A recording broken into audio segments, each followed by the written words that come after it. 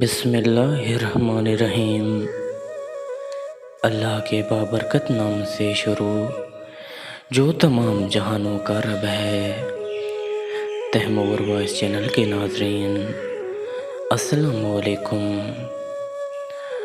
آج ہم نے اس واقعات کی دنیا میں جس واقعے کو جگہ دی ہے وہ ہے حضرت خالد بن ولید کی جنگوں کا احوال۔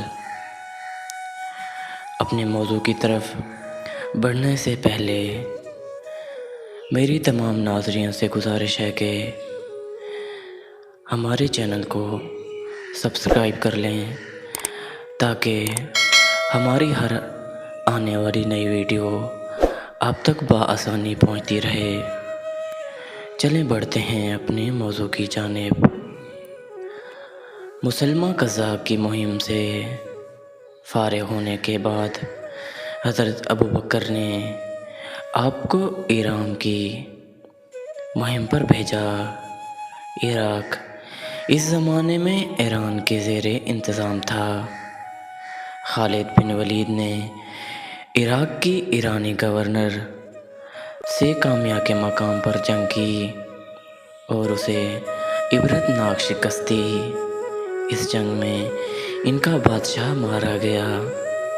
اسی طرح حضرت خالد بن ولید نے عراق میں پے در پے جنگیں لڑیں اور ایران کے تسلط سے عراق کا علاقہ آزاد کروا لیا۔ پھر آپ عراق و شام کی سرحد جہاں عرب کے قریب عیسائی قبائل مسلمانوں کے خلاف سازشیں کیا کرتے تھے، ان کا محاصرہ کیا اور انہیں شکست فاش دی۔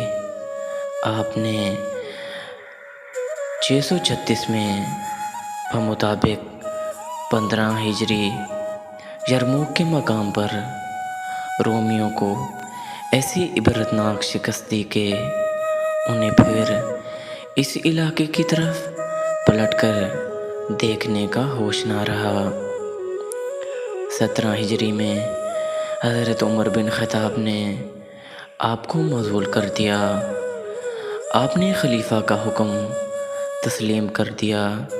آپ 642 میں بمطابق 21 ہجری 60 سال کی عمر میں شام کے مقام پر فوت ہوئے اور وہیں مدفون ہیں۔